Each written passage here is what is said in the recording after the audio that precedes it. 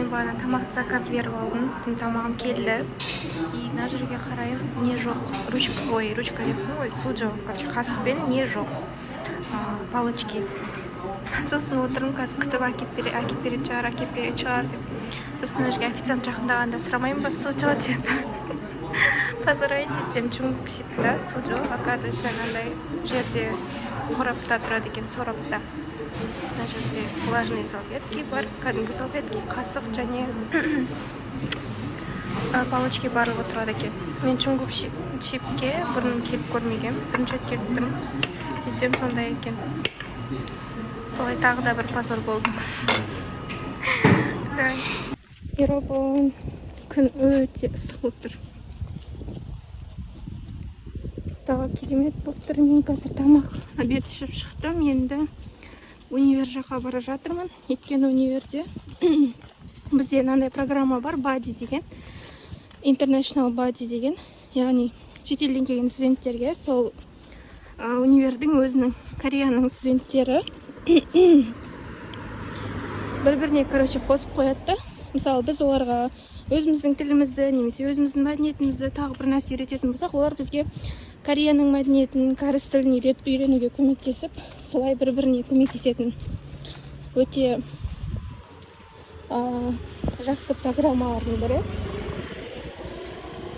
Сол, короче, бадиімізбен қазір 3-те кездесу. Мен сағат 2:30 жаяу бара жатырмын универ жаққа. Надеюсь, кешікпей жетемін. Болса анау жақ. Бірақ күн пока ыстық. Кішкене күн ыстығы басылғаннан кейін шығуға болады сияқты меніңше. Әдемі екен мына жер. Кішкентай ғана үйін әдемілеп салып қойыпты.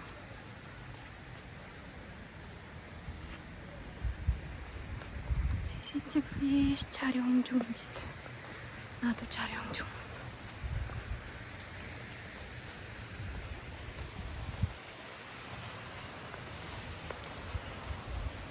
Вау, көлеңке.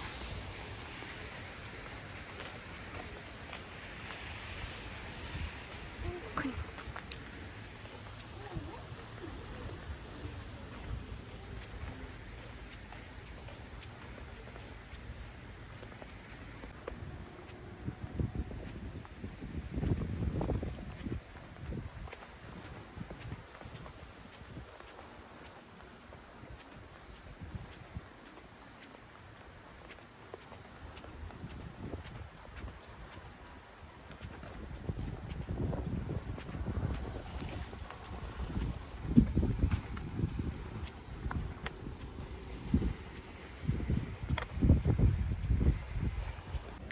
Йоробон, маған Кореяның нелерінде, шиктаңдарында ұнайтын бір нәрсе, ол мысалы сен бір тамақ заказ бересің мейн менюдан.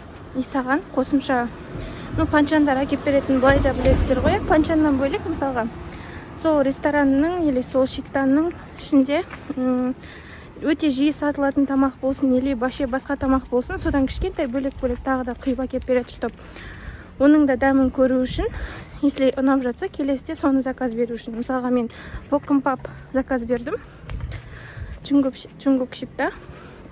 Ал маған боккымпаптан бөлек еще таңсуюк әкеп берді. Сосын тағы бір тамақтың түрін қосып әкеп берді. Прям сондай нелері қатты ұнайды. Мысалға бірақ нәрсе бересің, соның ақшасын ғана төлейсің да, көп нәрсе жеп кетесің. Сосын не айтайын дедім, менің соңғы кездері кожам жаман быт-шыт болып кетті. Осы карантиннен шығып универге келдік қой, содан бері күн ұзаққа сыртта жүреміз ғой, сабақтан кейін. И сыртта жүргенде бұл жақта маска обязательно тағу. Без маски жүрсең болмайды. Даже кішкентай балалардың жаңағы маскаларын бүйтіп мұрындарына дейін бүйтіп кигізіп қояды ғой, олар дым білмейді ғой. Кимей жүрсе үлкендер сөйлейді типа. Енді кішкентай бөпелерге сөйлеп жатқаннан кейін бізге еще біз иностранец, біз қой тыныштырайық деп мұрнымызға қыстырып тағып жүреміз да масканы. Бірақ сол масканы сөйтіп таққан кесірінен тибу, короче, менде быт-шыт болып кетті. мына маңдайына дейін, даже масканы жерге дейін тақсаң да, маңдайыма дейін нелер шығып кетті, прям өріс шығып. Білмеймін енді не істеу керек екенін. Пибуккаға барамын ба, емдетіп қараламын ба, білмеймін. Бірақ ол емдеткен күннің өзінде, если сен масканы тағып жүре беретін болсаң, бесполезно сияқты. Білмеймін, не істеуге болатынын. Сіздер осы жақта Кореяда жүргендер, оқырмандар, көрермендер, сіздер не істеп жүрсіздер? Пибуларыңыз нормальды ма? Барлығы терілеріңіз, кожаларыңыз. Менде сондай комин, короче. Не істерімді білмей жүрмін. Вроде жеп жүрген тамақтарым сол бұрынғы Қазақстанда жеп жүрген сияқты тамақтар. Мен Қазақстанда да тек көбінесе Кореяның тамақтарымен тамақтанатынмын. Ащы сондай. Еще рамен дей салатынмын көбінесе. Бұл жақта да тура сондай. Тек өзгерген нәрсе 24-7 сағат маска. Қазақстанда мұрныңды ашып жүре бересің ғой. Қазірде айналамда ешкімді қаша беруге болады сияқты вроде. Мына жақ өте әдемі. Анау оқыған сан бізде. Әсіресе Наталдар ұнайды маған. Осыным Қазақстанда жүргендер көшетін ба бір нәрсесін алып кетіп бір жаққа апарып егу керек сияқты, өте әдемі болатын сияқты, если өссе біз жақта. Ой, май гад. Ужасно ыстық. Еріп бара жатырмын. Тезірек кафеге кіріп, ненің астында отыру керек. Отнет. Кондер.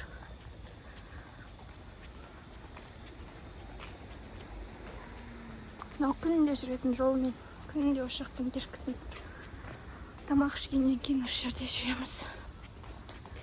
Сосын парк салып едім ғой, сол паркке барамыз, сол жақта жүреміз. Өйткені алысқа, ұзағыраққа барайық десек, Каннам, Хонгдэй жаққа баруға болады, бірақ бізге чуть-чуть алыстау. И бізде общежитияда комендантский час только 11-ге дейін. И ол жаққа барғаннан кейін кешке дейін жүргім келеді. Кешке дейін жүрейін десең, 11-де бізде комендантский час та. Одан кейін амал жоқ. Пока осы жақта жүрміз. Кейін демалыс болған кезде общежитиядан сыртта қонуға рұқсат алып, можно басқа қалаларға баруға, немесе сол жақтарда жақындарың болса, басқа райондарда барып, сол жақта түнде көріп қонуға. А пока что тек общежитие, универ болып жүрміз.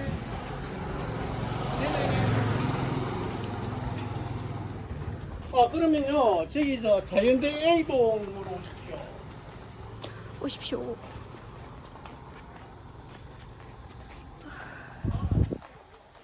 О май гад, надеюсь, я не опаздываю.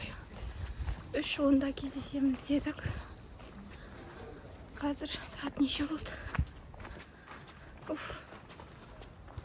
Апалар сияқты менде. Әлі жүргеніме қанша минут? 10 минут болған жоқ. А я уже устала.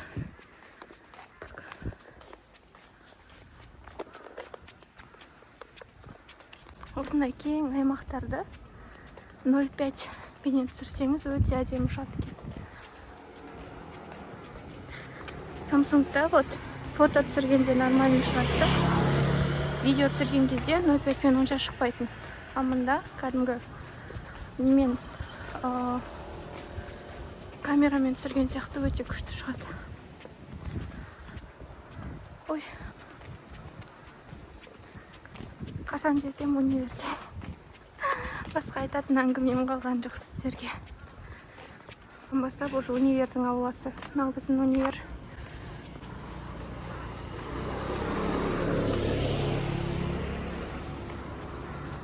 Қазір ана жерде атау ұшады. Мына жақтарға барсаңыз уже әртүрлі, почти орталығы деп айтса болады осы жақтың. Асханалар, кафешкалар, мынаулар бар. Мынау, который теңіз түсіретін. Маяқта уже біздің вот осы жер. кілердің алдында, короче.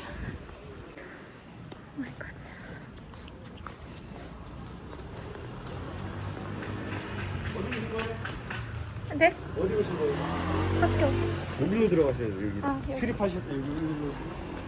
네. Универге кірген кезде күнде мынандай ленточкалар аласың, что сен осы универдің студентісің, сондай оқисың деген. Ең жақта уже универдің аудиториясы. Қазір мыналардың барлығын былай жауып тастаған, типа газонға кіруге болмайды деп. Коронавирусқа байланысты. Әйтпесе бұрында негізі осы жақта типа пикникке шығуға болады, сондай жер ғой. Студенттерге арналған. Қараңдаршы, қандай үлкен аудитория. Бірақ мынау несі, осы аймағы. Мен сіздерге айтып едім ғой, осы Доксоньюденің бір кампусында не түсірілген деп. Гоблин, Токкебиде гоблиннің үйі түсірілген деп. Бірақ бұл жақтағы кампус емес, басқа кампусы бұл. Мен іздеп таппадым, сөйтсем ол вообще басқа жақта екен.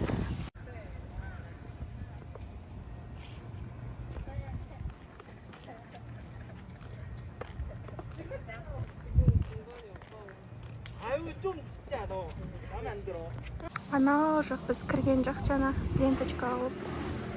Мына жақта тағы да бір газон. Аяқта уже екінші этажда нелер бар, ответ. Кафешкалар бар. Мына жерде универдің ішінде сию бар екен. Мына жақта тағы да газон. Не деген бітпейтін газон. Бірақ жарышты біреуіне де кіруге болмайды. Пока что қазір универдің ішіне кіреміз. Меніңше қателеспесем, осының ішінде болу керек. Вадиммен кездесуге келіскендер.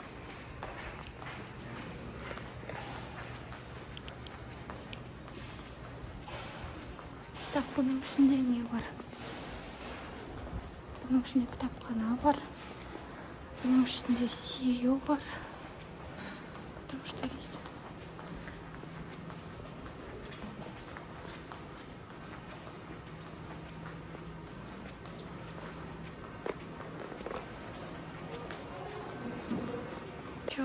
학생 서비스 센터, содан кейін 우편 지급국 почта бар. мынау здание, короче, 학생회관 екен. Потом мынау здание досау관. 대학원дарға арналған өте мастер студенттерге. Мен өзім 학생 атқал еді атау. Кездесетін жеріміз таппай жүрмін. Келіп алдым да. Қайда баратынын білмей жүрмін.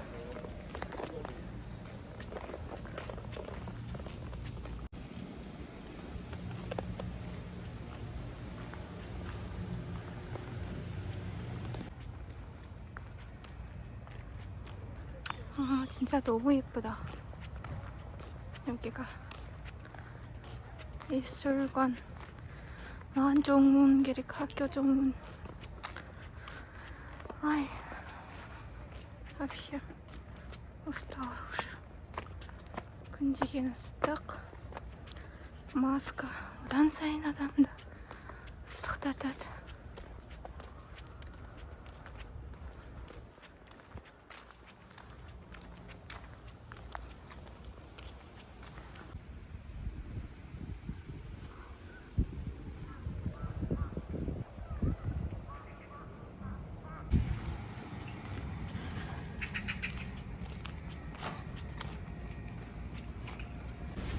여러분, біздің Бадимен кездесіп болдық.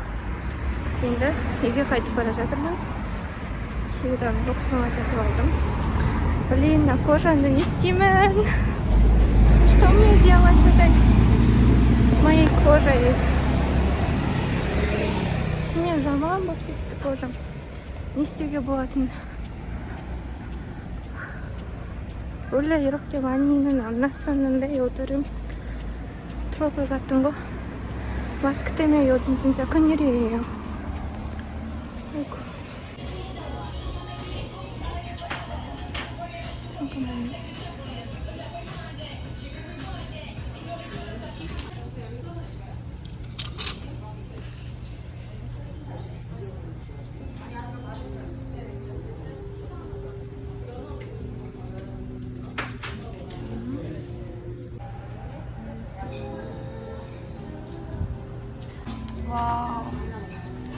Это у нас что?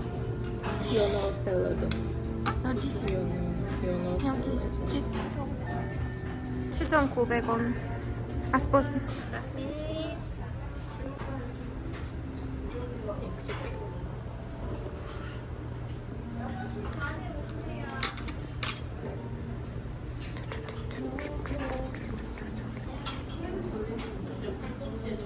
осыны терезесі үлкен ашық нелер ұнайды. Мынандайлар ше.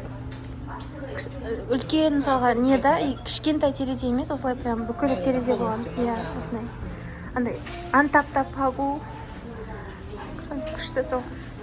Көңіл неден жасалады? Не знаю даже. Вкусный бірақ.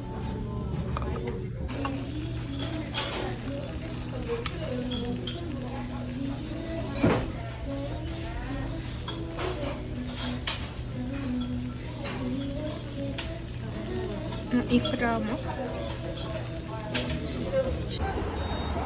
타월 무인 편의점 нашла. 아니, 쓰레기. 안녕하세요.